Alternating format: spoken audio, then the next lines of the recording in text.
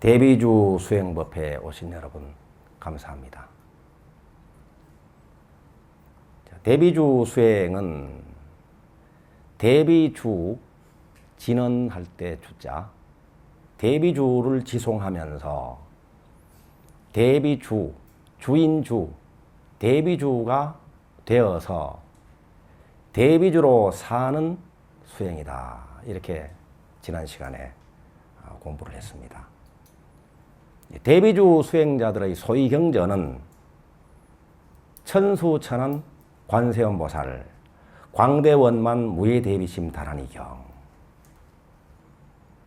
소위 경전을 오늘부터는 제1분 오늘 시작으로 해서 공부를 해 나가겠습니다. 이 대비주 수행 교재는 다란이 수행입니다. 이 다란이 수행 다 가지고 계시죠? 이 교재 오늘 공부할 내용은 10쪽입니다. 10쪽을 함께 읽겠습니다. 천수천안 관세음보살 광대원만 무예대비심 다란이경. 이와 같이 내가 들었다. 한때 서가모니 부처님께서 보타낙가산 관세음 궁전에 있는 보배로운 장엄도량에 계시사 보배 사자좌에 앉아 계셨다. 그 자리는 순전히 헤아릴 수 없이 많은 만이보주로서 장엄되었고 또한 100가지 보배 당번을 걸어 두루 꾸몄다. 예. 부처님이 어디에 계시는가? 이제 보배로운 장엄 도량 관세음 궁전이 있는데 그 관세음 궁전의 보배 사자자에 앉아 계신다. 이렇게 말씀하고 계십니다. 관세음 궁전은 관세음 보살님이 대자대비 관세음 보살님이시죠. 관세음 보살님의 사랑은 모든 중생을 한 몸으로 알고 한 몸처럼 사랑하는 조건 없는 큰 사랑을 베푸시는 분이 관세음 보살님인데, 이 관세음 보살님의 궁전이란 말은 대자대비 궁전이다, 사랑의 궁전이다, 자비 궁전이다, 이렇게 이해할 수 있겠습니다. 보배 사자자는 사자자에서는 진리가 설해지는 자리죠. 보배 사자자에서는 진리가 솟아나고 진리를 끊임없이 설하는 자리가 보배 사자자입니다. 이 관세음궁전 보배 사자자를 묘사하기를 헤아릴 수 없는 만이보주로서 장엄되었고, 헤아릴 수 없는 무량한 무한한 만이보주는 풍요를 나타냅니다. 무한 풍요를 나타냅니다. 100가지 보배당번으로 두루 꾸몄고 라는 말은 아름다움을 나타내죠. 100가지 보배당번으로 아름답게 꾸몄다. 이렇게 설하고 계십니다. 부처님이 계시는 곳은 그래서 아름답고 풍요로운 자비궁전 지혜자리입니다. 부처님이 계신 곳을 근원이다, 또 우리의 본성이다, 이렇게 이야기할 수 있습니다. 우리의 근원, 우리의 본성, 근원, 여기에서 모든 것이 나오고 모든 것이 흘러 들어가는 그 자리입니다. 부처님이 계신 우리의 본성, 우리의 근원에서 우리의 생각이 여기에서 나오고 말이 나오고 또 행이 나오고 일체 만상 만물이 여기에서 나오죠. 부처님이 계신 곳 이 근원의 자리, 이 본성을 설명을 하다 보니까 아름답다, 풍요롭다, 지혜롭다, 자비롭다, 이렇게 설명을 하고 계시는 거예요. 아름다움이 여기에서 흘러나오고 풍요가 끊임없이 한없이 여기에서 나오고 지혜와 자비가 여기에서 나오는 그 자리입니다. 이 자리를 부처님이 계신 곳으로 설명을 하고 있습니다. 우리들이 수행을 합니다. 수행이 무엇일까요? 수행은 놓아버리고 드러내는 것이다. 이렇게 이야기할 수 있습니다. 무엇을 놓아버릴 것인가? 탐진치 삼독심을 놓아버리는 것. 이것이 수행입니다. 먹구름이 잔뜩 끼어 있을 때 하늘이 먹구름에 가려져서 본래의 푸른 하늘, 본래의 찬란한 햇살이 드러나질 않습니다. 먹구름이 사라질 때에 어디서 새로 생겨나는 것이 아니고 본래 푸른 하늘과 찬란한 햇살이 모습을 드러냅니다. 이와 마찬가지로 우리의 본성을 가리고 있는 탐진치 삼독심을 걷어낼 때, 놓아버릴 때에 우리의 자성이, 본래 청정한 자성이 드러나는 것이죠. 먹구름이 사라진 자리에 드러나는, 탐진치 삼독심의 먹구름이 사라진 자리에 드러나는 우리의 본성, 근원. 이 자리가 아름다움의 근원이고, 또 풍요와 지혜와 자비가 여기에서 흘러나온다. 이렇게 이해를 할 수 있겠습니다. 지혜롭게 원을 세우고 아름답고 풍요로운 삶을 사는 한 거사님 이야기를 들려드리겠습니다. 이 거사님은 수행을 시작하기 전에는 스스로 자책하면서 죄의식에 시달리면서 살아왔습니다.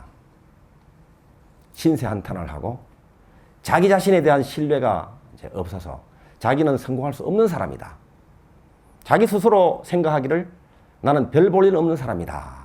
이렇게 생각을 하면서 자책하면서 살아왔기 때문에 과음을 하고, 또 스스로 존중하지 않고 스스로 사랑하지 않기 때문에 이런 사람일수록 자기 스스로는 자기를 무시하고 자기 스스로는 자기를 사랑하지 않으면서 다른 사람이 조금이라도 무시하는 것을 용납을 못하죠. 다른 사람이 자기를 사랑하지 않으면 견딜 수 없어 합니다. 그래서 자기는 스스로 사랑하지 않으면서 나한테 사랑 좀 베풀어줘. 날 좀 존중해줘. 이렇게 외부에서 구하고 외부에서 구걸하는 듯한 삶을 살게 되죠. 그런데 이 거사님이 어떤 계기로 이렇게 스스로 자책하고 죄의식에 시달리면서 살았는가? 고등학교 1학년 때 어떤 일이 있었습니다. 큰 사건이 있었죠. 고등학교 1학년 때 교실에서 친구하고 장난을 치면서 놀았습니다. 고등학교 1학년쯤 되면 장난치는 것이 과격하죠. 여러분들도 그러셨죠. 특히 남학생들은 아주 선생님이 보시거나 어른들이 보면 깜짝 놀랄 만큼 위험하게 장난을 치는 것이 일수죠. 그래서 쫓아다니다가 나중에는 책상 위를 날아다니듯이 책상 위를 뛰어다니잖아요. 어른들이 보면 참 위험한 노릇이죠. 발을 헛디디기라도 하면 크게 다칠 우려도 있습니다. 그런데 정말 이 거사님하고 친구가 장난을 치면서 노는데 둘이서 이 책상 위를 뛰어다니면서 놀다가 이 친구가 발을 헛디디는 바람에 머리를 부딪히면서 죽었어요. 학교에서는 발칵 뒤집혔겠죠. 경찰이 조사를 하고. 결론은 사고사다. 누구의 책임으로 단정짓고 책임을 물을 수 없다. 이렇게 결론이 났는데도 이 거사님만큼은 자책감에 시달리게 된 거예요. 만약에 내가 그 친구하고 그렇게 과격한 장난을 치지 않았더라면 그런 사고가 나지 않았을 것이고 그 친구가 죽음에 이르지 않았을 것이다. 이렇게 생각하는 거예요. 또 장난을 치더라도 이 거사님하고 그 친구하고 부딪히지만 않았으면 죽음까지는 당하지 않았을 것이다. 이런 생각을 하면서 잠자가도 깜짝 놀라고 죄책감에 죄의식에 시달리기 시작을 했죠. 그래서 누구에게 표현도 못하고 깊은 마음의 짐으로 괴로움을 안고 살아왔던 거예요. 20년 동안을 그렇게 살아왔습니다. 이 대비주를 만나는 것은 지난 시간에 우리가 공부를 했죠. 과거에 구원급으로 내려오면서 널리 선근을 심지 아니한 사람이면 이 신묘장구 대다란이라는 이름조차 듣기 어렵다. 그런데 이 신묘장구 대다란이라는 이름을 듣고 대비주 수행을 하는 여러분이야말로 선근이 깊은 사람이고, 따라서 업장소멸 소원성취 깨달음을 이루고 성불할 사람이다. 여러분은 미래불이다. 이런 말씀을 지난 시간에 공부했었죠? 이렇게 선근이 깊었던지 이 거사님이 대비주 수행을 만난 거예요. 대비주 수행을 통해서 이 죄의식, 그 우울 속에, 괴로움 속에 빠져 있다가 거기서 나올 수 있습니다. 자책하면서 그냥 스스로를 비하하면서 과소평가하면서 살 뻔했는데 대비주 수행을 하면서 이제 활로가 열리게 된 거죠. 대비주 수행을 만나서 대비주 수행을 시작했습니다. 목탁소리에 맞춰가지고 고성정진 하잖아요, 우리가. 밤을 새워서 정진합니다. 그런데 이 거사님이 대비주 수행을 시작을 했는데 처음 만나는 것이 뭘까요? 졸음이 쏟아집니다. 잡념이 몰려옵니다. 평소보다 훨씬 졸리고 평소보다 훨씬 수많은 잡념이 초청도 안 했는데 멋대로 방문을 하죠. 그래서 이럴 때 우리가 어떻게 생각합니까? 야, 평소에는 괜찮다가 대비주 수행만 하면은 졸음이 쏟아지고, 뭔가 뭐 열독수무독만 하면은 잡념이 쏟아지니까 이 대비주 수행은 나한테 안 맞는 수행이로구나. 그만둬버립니다. 혹은 다른 수행을 찾아서도 기웃거리기도 하죠. 그런데 졸음이 쏟아지는 것도 좋은 일이고 잡념이 몰려오는 것도 좋은 일입니다. 나중에 수행을 해보면 스스로 알게 되죠. 졸음이 쏟아지면서 우리들이 평소에 쌓인 피로는 깊은 잠을 자고 일어나면 풀리잖아요. 그런데 수십 년 동안 쌓이고 쌓인 피로, 긴장, 스트레스 이런 것들은 우리 내면의 깊은 곳에 쌓여 있어요. 피로가. 그 피로가 대비주 수행을 하면서 신묘장구 대다란이를 고성으로 독송할 때 졸음이 쏟아지면서 그 오래된 피로가 풀리는 거예요. 그 졸음을 이겨내고 철야정진을 마치고 나면은 몸이 날아갈 것처럼 홀가분하거든요. 만약에 그렇게 풀어지지 않고 깊이 쌓여있던 긴장, 피로가 계속해서 풀어지지 않고 쌓이기만 하면 나중에 몸병으로 올 것인데도 대비주 수행을 통해서 그 졸음과 싸워서 해탈을 시켜버리고 해결을 해버렸기 때문에 병이 오기 전에 몸이 건강해지는 거죠. 그런데 이 거사님은 선지식과 도반과 함께 대비주 수행을 하라. 우리가 늘 이렇게 이야기를 하는데 마침 이 거사님이 지도를 받고 도반들과 상의를 하면서 수행을 했기 때문에 그 도리를 알고 계속 했던 거죠. 잡념이 쏟아지다가 최근 것이 떠오르고 오래된 것이 떠오르고 그러다가 고등학교 1학년 때 있었던 그 일이 생생하게 떠오르는 거예요. 고개를 흔들면서 눈을 크게 뜨면서 잡념에서 벗어나려고 애를 쓰면서 고성정진을 하게 되죠.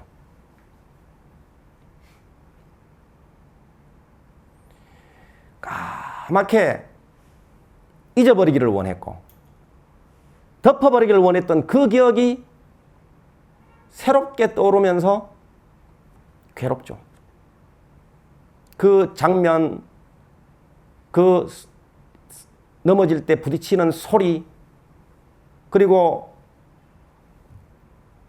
친구가 죽었을 때 느꼈던 충격과 놀라움, 죄책감, 죄의식 이런 것들이 다시 생생하게 재경험이 되는 거예요. 이럴 때 더욱 지극하게 신묘장구 대다란이를 독송을 해야 됩니다. 하다 보면 이제 보고 듣고 느끼는 가운데 그 충격이 서서히 사라지기 시작을 합니다. 엷어집니다. 그래서 그 기억을 떠올려도 이제는 아무렇지도 않게 덜 괴롭습니다. 눈물을 흘리면서 참회가 일어나고 눈물을 흘리면서 그 기억으로 인해서 뭉쳐져 있던 응어리가 풀리기 시작을 하죠. 그러면서 이 거사님이 깨달음을 가지게 됩니다. 어떤 깨달음인가 하면 내가 20년 전에 한 명 죽은 일로 인해서 20년 동안을 스스로 괴로움 속에서 빠져서 살았구나.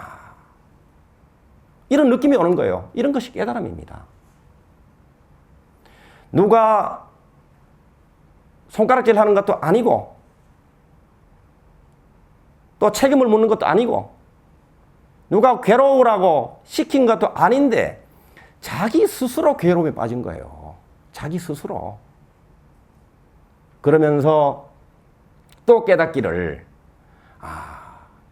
내가 한 명 죽은 일로 20년 동안 괴로움에 빠져서 살았는데 왜 진작 10명, 100명 살릴 생각을 못했을까? 이 생각이 드는 거예요. 그러면서 힘이 확 솟아납니다. 이런 경험들 해보셨죠? 그러면서 환희심이 일어납니다. 좀 전까지만 해도 참여의 눈물로 데뷔주를 독송을 했는데 내가 앞으로는 10명, 100명 살릴 수 있는 삶을 살아야 되겠구나. 이런 다짐이 생기면서는 환희의 눈물, 기쁨의 눈물을 흘리면서 고성정진하게 되죠. 스스로 괴로움에 빠졌기 때문에 스스로 괴로움에서 벗어날 수가 있습니다. 스스로 괴로움에 빠져서 스스로 죄의식에 시달리면서 살 수도 있고 오히려 더 큰 힘을 내서 한 명 죽었다면은 10명, 100명 살리겠다는 원을 세워가지고 더 큰 힘을 내어서 더 열심히 살 수도 있다. 그렇게 마음을 내고 그렇게 원을 세우고 그렇게 사는 내 마음의 주인, 내 삶의 주인은 바로 나다 하는 것을 깨닫는 거예요. 그래서 이 거사님은 데뷔주 수행을 계속하면서 원이 뚜렷해졌는데 이분의 원이 앞으로 내가 돈을 많이 벌어야 되겠다. 장사를 지금까지 하면서는 장사를 하면서 돈이 잘 벌려도 이 사람은 불안합니다. 왜냐하면 나 같은 나쁜 사람이 나같이 못난 사람이 돈 잘 버는 것은 이거 좀 뭔가 잘못되는 것 같아. 나는 부자가 될 자격이 없는 것 같아. 죄의식 때문에. 그런데 이런 죄의식에 벗어나서 마음의 짐을 내려놓으면서 정말로 진심으로 나는 큰 부자가 되어야 되겠다. 그래서 100명 살릴 삶을 살아야 되겠다. 이렇게 원이 뚜렷해진 거예요. 그때부터는 이제 신나게 열심히 즐겁게 일을 합니다. 장사가 더 잘 돼요.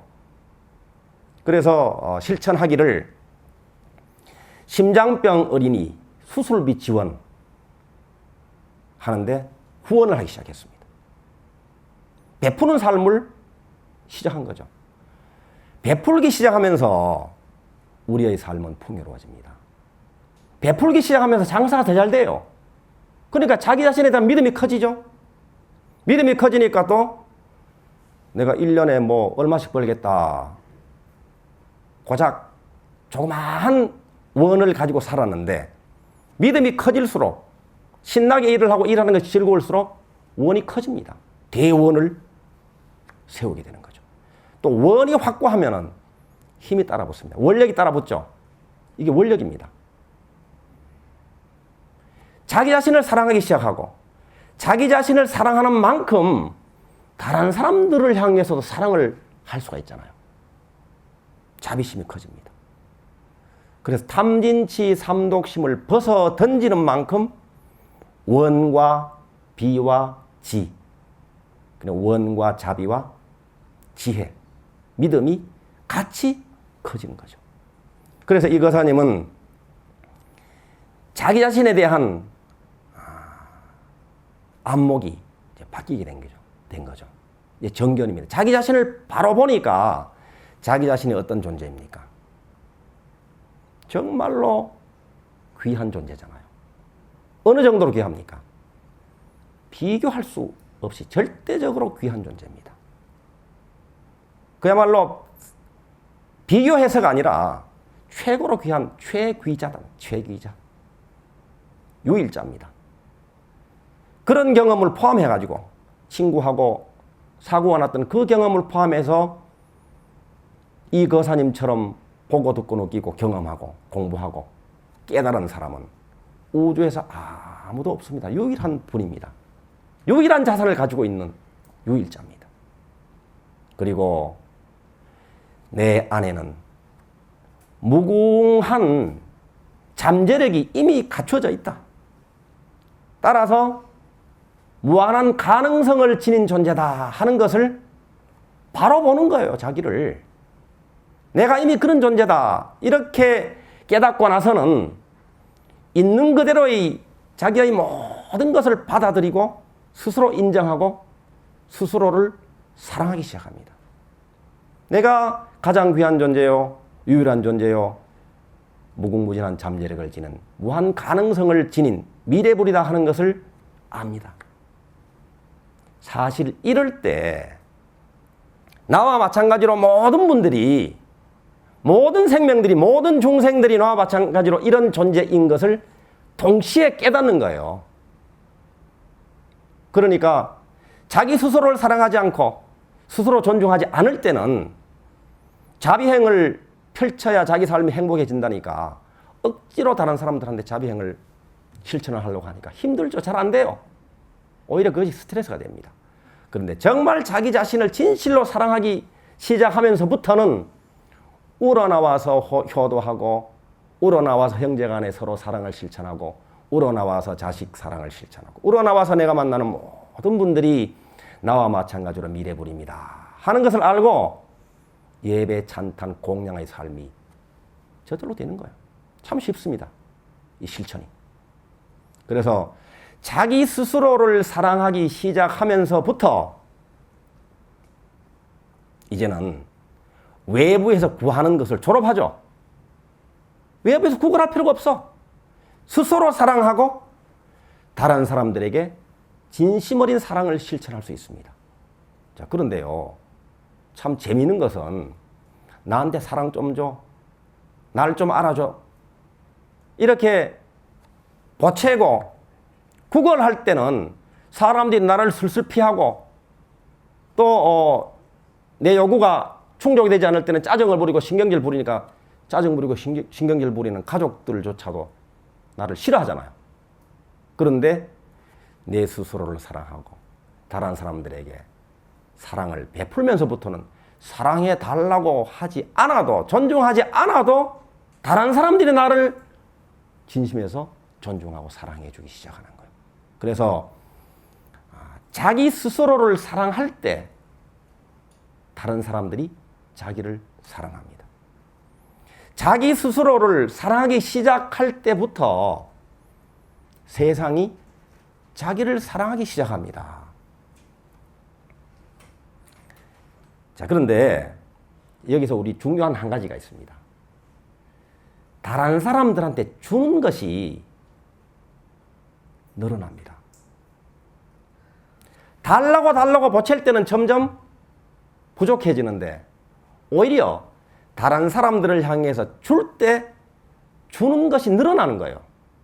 다른 사람들한테 사랑을 줄 때 내 안에 많던 사랑이 점점 줄어들어서 없어지는 것이 아니라 사랑을 줄수록 무궁무진하게 그 근원의 자리, 부처님과 함께 있는 그 자리에서 사랑이 한없이 솟아오르고 내 마음속에 가득해지고 내 마음속에 사랑이 가득해질 때 내 삶은 사랑으로, 사랑하는 사람으로 온통 사랑스러운 일로 장음이 되는 거예요.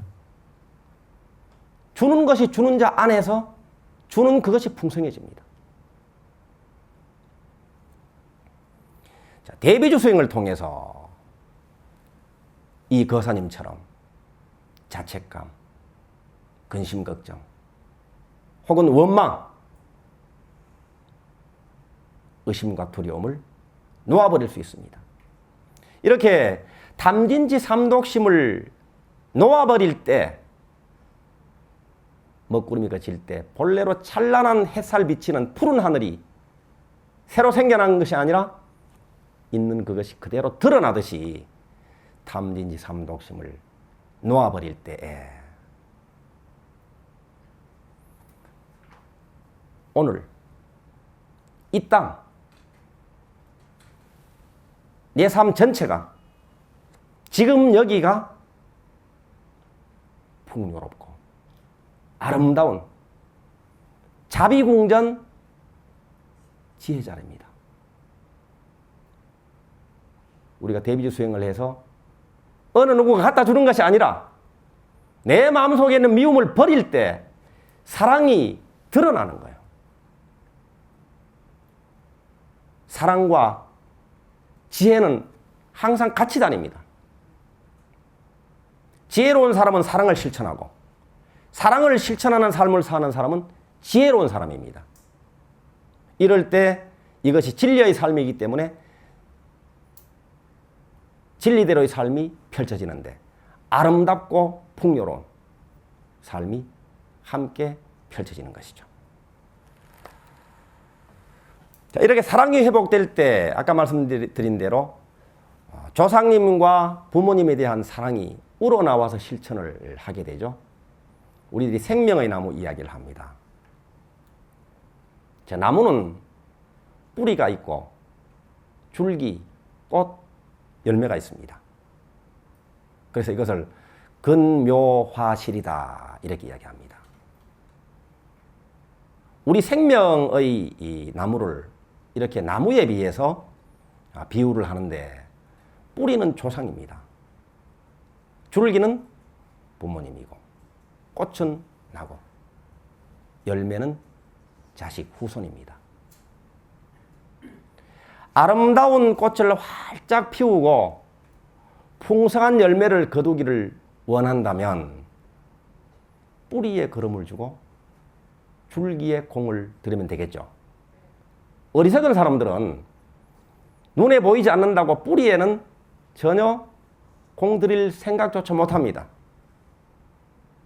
꽃이 시들시들하고 열매 과실들이 시들시들하게 보일 때에 눈에 보이는 줄기, 꽃, 열매를 아무리 샅샅이 훑어봐도 그 원인을 발견하지 못할 때 우리는 뿌리에 눈을 돌릴 줄 알아야 됩니다.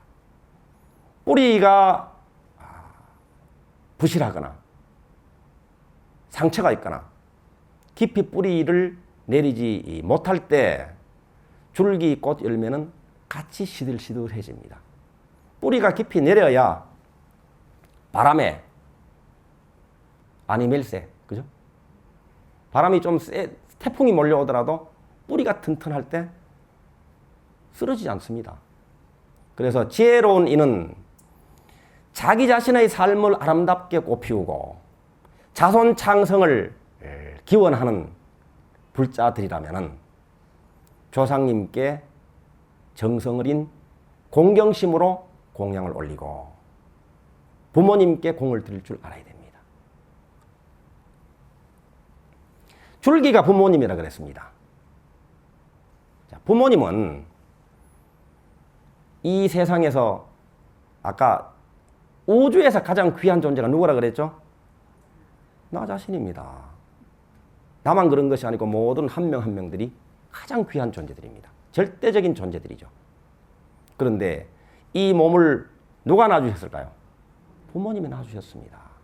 그래서 부처님께서 부모운중경에 말씀하시기를 부모님이 낳아주신 은혜를 갚기 위해서 천년만년 동안 피와 살이 뼈가 으스러지도록 효도를 다해도 갚을 수 없는 지중한 은혜를 우리가 부모님으로부터 받았다. 이렇게 말씀을 하십니다. 부모님께는 조건 없는 사랑을 베풀어 드려야 되죠. 이게 효도입니다. 이 세상에서 위대한 신 가운데 어떤 신이 가장 위대할까? 그 어떤 것을 만든 것보다도 나를 만들어준 신이야말로 가장 위대한 최고의 신입니다. 그분이 누굽니까? 부모님입니다. 부모님으로 인해서 이 몸이 태어났기 때문에 최고의 신이다. 이 42장경에 이렇게 말씀을 하고 계십니다. 그래서 조건 없이 효도를 해드리고 부모님이 기뻐하는 일이 또 자식들이 서로 사랑하는 것이잖아요. 형제자매가 우위에 있는 것이 부모님이 기뻐하는 일입니다. 부모님께 효도를 지성으로 다할 때에 우리는 자비행을 실천할 수가 있습니다. 그런데 부모님에 대한 효도는 할 줄 모르고 부모님과 조상님에 대해서 공경심이 없는 사람이 부모님이나 조상님이 아닌 다른 사람들한테 자비행을 펼치려고 애를 쓰죠. 남들한테 박수를 받고 칭찬을 받고 이렇게 하죠. 그런데 그 모든 것들은 다 척학입니다.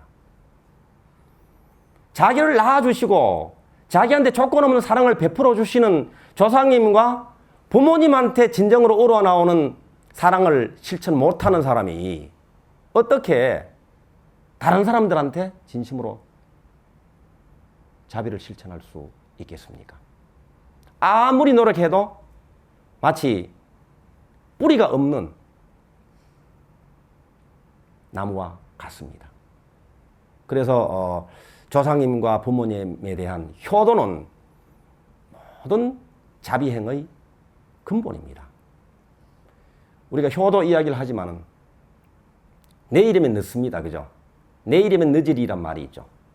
우리가 수행을 하라고 이야기할 때 수행을 미루다가는 이 무상살기한테 그냥 잡아먹히기 일쑤니까 미루지 말고 내일이면 늦으니까 오늘 수행하라 이런 이야기를 많이 합니다. 효도도 마찬가지입니다.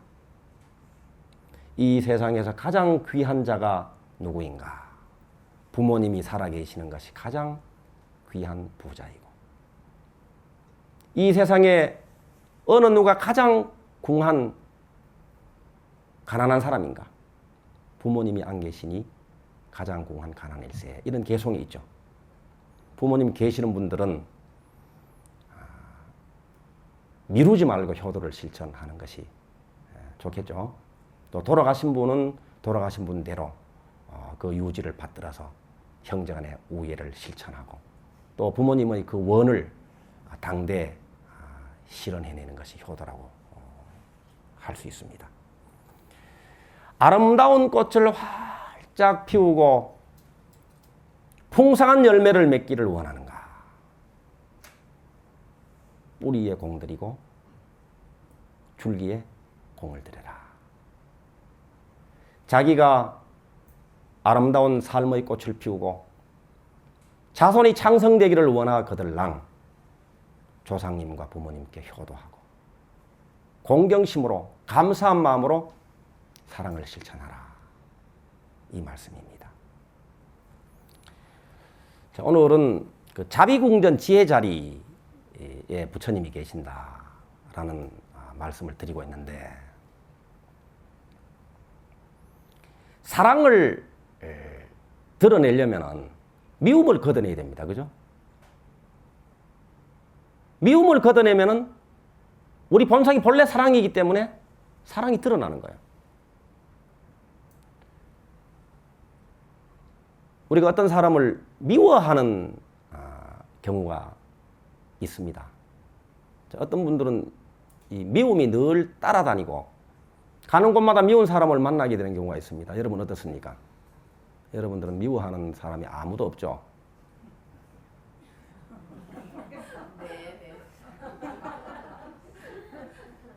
왜 이렇게 미운 이야기 자주 하는 사람은 좀 수상쩍어, 그죠? 그런데 미워하는 자기 마음의 뿌리, 미움이 탐진치 삼독심 가운데 진심이잖아요. 미움이 삼독심을 아주 대표하는 이 삼독심입니다. 아상의 극치라고 할 수 있죠. 그런데 이 미운 마음을 가지고 있으면은 반복해서 미운 사람을 만납니다. 그리고 미운 사람이 여러분들의 삶 가운데 미운 사람이 있다 그러면 여러분들 마음속에 뭐가 있습니까? 미운 마음이 있는 거예요. 자, 여러분들 가족 중에 혹은 여러분들이 만나는 사람 중에 이 세상 사람들 중에 미운 사람이 있다 그러면 그것이 메시지. 여러분들 이 핸드폰에 메시지 뜰 때 메시지 신호가 오면은 즉각 확인하잖아요. 그런데 주변에 미운 사람이 있다라고 하는 그 메시지를 얼른 확인을 해서 내가 미운 마음을 빨리 닦아야 되겠구나. 미운 마음을 닦아야 사랑이 회복되고 사랑이 회복돼서 사랑을 스스로에게 실천하고 세상을 향해서 사랑을 실천할 때 행복해지잖아요. 풍요로워집니다. 그런데 이 미움의 뿌리를 뽑기 위해서는 실제로 수행을 해야 되잖아요. 미워하는 것이 괴로운 일이고 또 미움을 닦아야 행복해진다 하는 것은 모르는 사람이 아무도 없습니다. 그런데 잘 안 되는 것은 실제로 미움을 닦지 않아서 그렇거든요. 그래서 누군가가 미울 때 그 미움을 닦아야 되는데 자기 마음 안에 있는 미움을 닦아야 되죠. 자기 마음 안에 있는 미움을 닦을 때 미운 사람을 만나지 않습니다. 미운 마음을 다 닦고 보면은